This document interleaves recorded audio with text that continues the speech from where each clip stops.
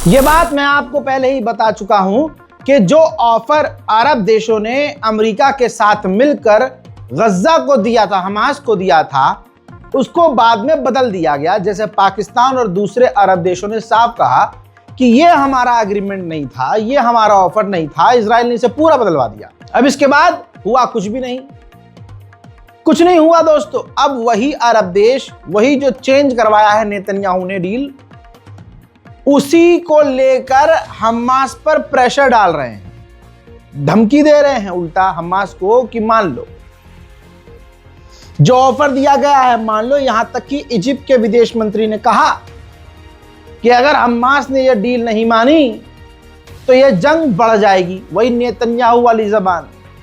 Egypt ने कहा कि हम बार बार, हम यानी तुर्की, इजिप्ट और कतर बार बार हमास से इस डील को लेकर मीटिंग कर रहे हैं, बात नहीं बनी तो उल्टा हमास को धमकी दी जा रही है अरब देशों के द्वारा कि ये जंग बढ़ जाएगी। उधर इजिप्ट ने हमास को ही झटका देते हुए यह भी कह दिया कि गज्जा के फ्यूचर में, भविष्य में हमास का कोई रोल नहीं है। फ्रांस के विदेश मंत्री ने कहा कि हमास हार चुका है, लिहाजा हमास हथियार डाल दे और खुद ही सरेंडर कर दे।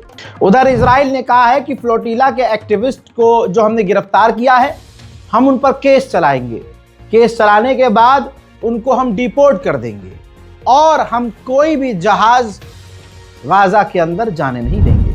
अब फिलिस्तीन और फ्लोटिला के लिए जर्मनी के जो लोग सड़कों पर उतरे हैं, जर्मनी की पुलिस उनको हैवानियत से गिरफ्तार कर रही है।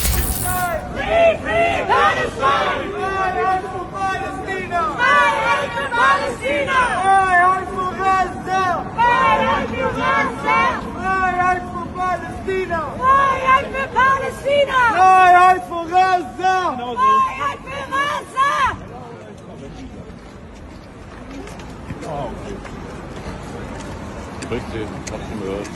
Wo zur Seite? Ja, sie ist ja auch schneller gelaufen auf einmal. Ja, dann geht's zur Seite. उधर फीफा के जो मास्टर हैं, हेड हैं, सेक्रेटरी, उन्होंने कहा है कि हम किसी पर पाबंदी लगाकर जियोपॉलिटिक्स सॉल्व नहीं कर सकते, यानी एक तरह से इजराइल पर बैन लगाने से इनकार कर दिया। यही फीफा है जिसने अभी कुछ साल पहले रूस पर पाबंदी लगाई थी। तो इन झटकुल्लों से ये पूछो कोई कि भाई जब जियोपॉलिटिक्स तुम सॉल्व नहीं कर सकते तो तुमने रशिया पर बैन कैसे लगाया था। WHO ने कहा कि गाजा में 40,000 ऐसे लोग हैं, बच्चे, बूढ़े, महिलाएं हैं, जिनकी अब जिंदगी पूरी तरह से बदल जाएगी। उनकी जिंदगी अब पहले जैसी कभी नहीं हो सकती। यानी 40,000 ऐसे लोग हैं जिनके मतलब जो अपंग हो चुके हैं, अपाहिज हो चुके हैं, किसी का पैर नहीं है, किसी का हाथ नहीं है, किसी की आंख नहीं है। 40,000 ऐसे लोग हैं गाजा में। इजराइल ने गाजा के अंदर से एक डॉक्टर को किडनैप किया, फिर 2 महीने बाद उन्हीं की डॉक्टर की बेटी थी जो नर्स थी, उसको भी अब किडनैप कर लिया। उधर बचे कुचे टावर्स को, बिल्डिंग्स को, इमारतों को इजराइल रोज की तरह तबाह कर रहा है।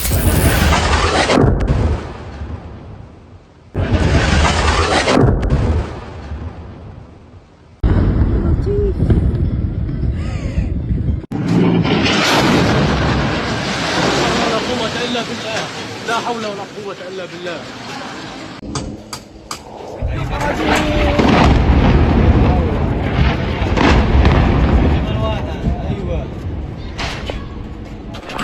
ऐसे ही ड्रोन के जरिए, तस्वीर देखिए, ड्रोन के जरिए सिविलियंस के इलाके में, गज्जा में इजराइल बम गिरा रहा है। इतना ही नहीं, ये वीडियो में अलग से नहीं दिखा सकता, इजराइल की नेवी को आप देख सकते हैं जो समुद्र के किनारे तट पर आकर फिलिस्तीनियों पर, गज्जा के लोगों पर गोलियां चला रही है। यूरोपीय यूनियन इजराइल पर कुछ पाबंदी लगाने के लिए मीटिंग करने वाला था। जर्मनी ने इजराइल को बचाया कैसे? इस मीटिंग को रद्द करवा दिया ये कह के कि अभी डील की बात चल रही है। डोनाल्ड ट्रंप ने ऑफर दिया है, अगर इस वक्त इजराइल पर हम पाबंदी लगाएंगे या मीटिंग करेंगे इजराइल के खिलाफ तो यह डील खराब हो सकती है। इसी जर्मनी ने अभी 2 दिन पहले इजराइल को मिलियंस ऑफ डॉलर के हथियार भी अप्रूव किए हैं। हमको और आपको लग रहा है कि अरे डोनाल्ड ट्रंप ने ऑफर कर दिया है, डील होने वाली है, शर्त बस मानने की जरूरत है। कोई डील नहीं हो रही भाई। ये सिर्फ टाइम, जैसे 2 साल से 2.5 साल से घसीटा गया है वैसा घसीटा जा रहा है। इजराइल की किसी हरकत से ऐसा नहीं लग रहा है कि वो डील चाहता है। अभी कुछ वक्त पहले इजराइल ने जो गाजा में बमबारी की है, उस बमबारी के ठीक कुछ सेकंड के बाद का मंजर।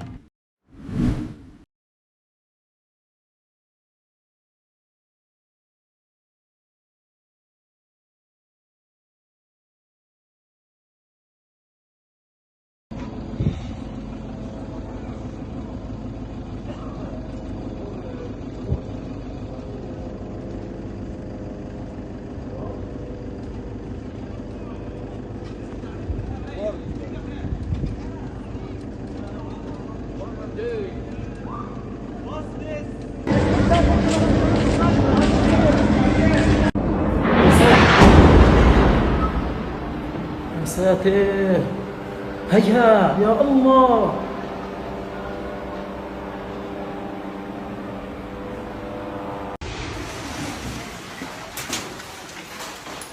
हजरात मोहतरम, बात हिंदू और मुसलमान या किसी धर्म की नहीं है, बात इंसानियत की है। नेदरलैंड का दीन इस्लाम, मुसलमान और फिलिस्तीन से क्या मतलब, लेकिन इंसानियत के नाते नेदरलैंड के लोग अगर सड़क पर उतरकर फिलिस्तीनियों के लिए आवाज़ उठा रहे हैं तो नेदरलैंड की पुलिस उनको आतंकवादियों की तरह ट्रीट कर रही है।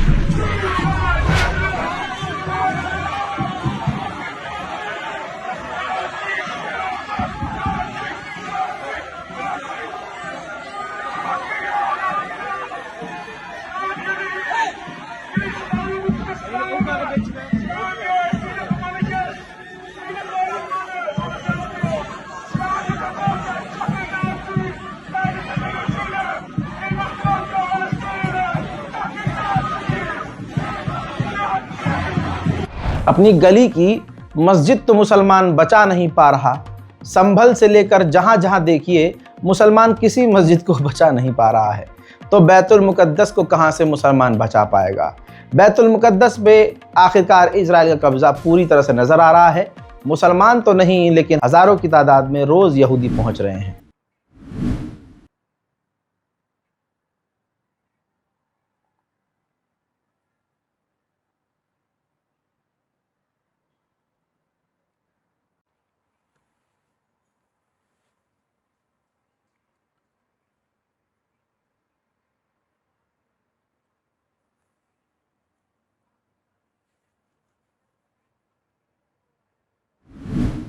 उधर इजराइल के सेटलर्स फिलिस्तीनियों की जमीन पर, उनके घरों पर हमले कर रहे हैं।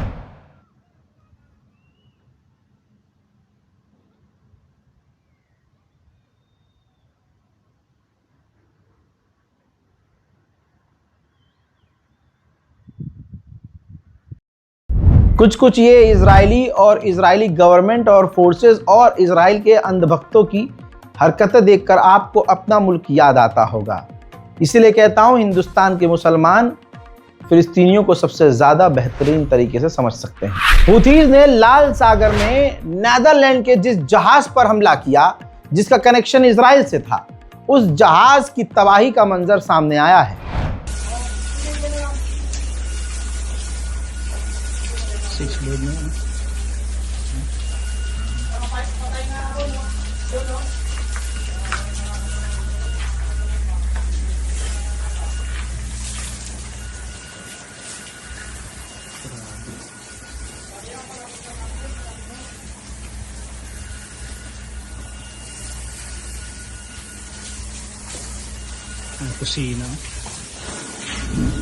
हजरात, ये वीडियो बता रहा है कि हुथीज निडर होकर जिसका भी कनेक्शन इजराइल से है उसे तबाह कर रहे हैं। नेदरलैंड ने इसके बाद मांग की है कि जो हुथीज संगठन है उस पर सारी दुनिया पाबंदी लगाए।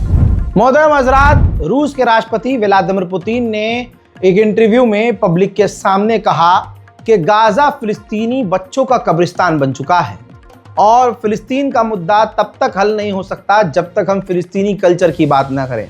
उनके कल्चर को बचाना होगा तभी, यानी एक तरह से 2 स्टेट सॉल्यूशन की बात करते हुए पुतिन नजर आए हैं। लेकिन दोगलेपन इस सांप का ये देखिए कि इसने इजराइल का नाम तक नहीं लिया कि इजराइल गाजा के अंदर जेनोसाइड कर रहा है। देखिए The situation in Gaza. The situation in Gaza, well, it's a horrible thing in the modern history of mankind. And even the pro-Western Secretary General of the United Nations Organization, Guterres, said that Gaza was turned into the biggest children's cemetery in the world. What could be more tragic? As for the proposal of President Trump's on Gaza,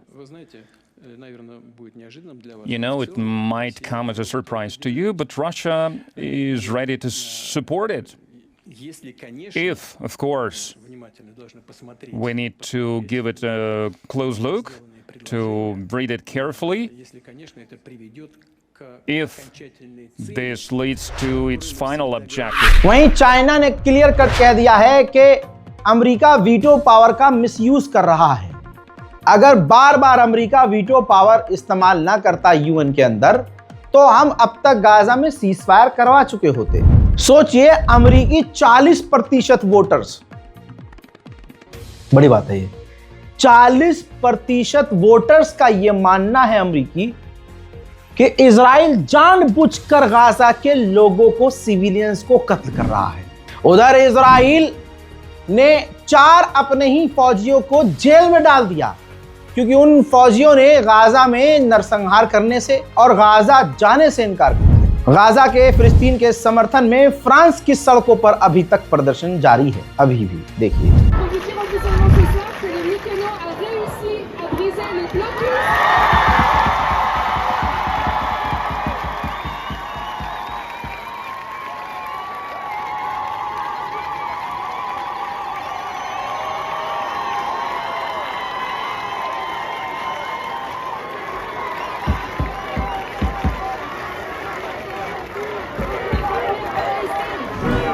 Israel के central hospital के computer पर attack हुआ, cyber attack, जिसके बाद जो sensitive data है वो leak हो गया है, जिसकी वजह से इजराइल को बड़ा झटका लगा है। उधर इजराइल ने आदतन लेबनान पर भी, ये तस्वीर देखिए, लेबनान पर भी आज फिर से हमला किया, जिसमें 2 आम लोगों की मौत हो गई है।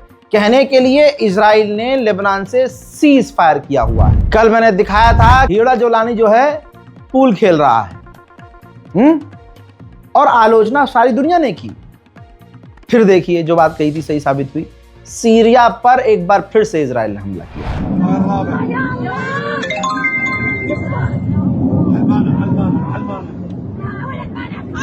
समझ में आ रहा है, जोलानी मर्द का बच्चा है या हिजड़ा है, मुझे कुछ बताने की जरूरत नहीं है। उधर जोलानी साहब जो हैं वो रूस जाने वाले हैं। कहा जा रहा है कि रूस से वो डिफेंस डील करेंगे और इजराइल होने देगा। हाँ, हम न करो। जिन लोगों को लग रहा है कि ईरान की इंटरनल सिक्योरिटी अच्छी है, भाई कुछ भी नहीं है। खुदा की कसम, सबसे घटिया सिक्योरिटी ईरान की इंटरनल सिक्योरिटी है भाई, बहुत गंदी।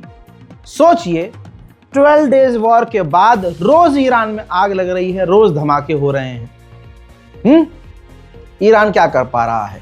ठीक है, ईरान लड़ने में अच्छा है, लड़ भी लेगा। इजराइल का नक्शा वो थोड़ा थोड़ा बिगाड़ भी देगा, मानते हैं, माना भी है हमने। सोचिए, ये इस रिपोर्ट को देखिए, ईरान के एक लैबोरेटरी में धमाका हुआ। इस धमाके में 1 ईरानियन मारा गया है, कई घायल हैं, और ईरान ये बताना नहीं चाहता कि ये धमाका किसने किया है। हालात दिन प्रतिदिन ईरान के खराब हैं और गाजा के भी। आप इस रिपोर्ट को शेयर कीजिए, हमारे चैनल को सब्सक्राइब कर लीजिए, ताकि मिडिल ईस्ट की तमाम जानकारी आप तक हर तरह से मिलती रहे। मैं हूं रजा और आप देख रहे थे रजाग्राफी अनस्क्रिप्टेड। जय हिंद।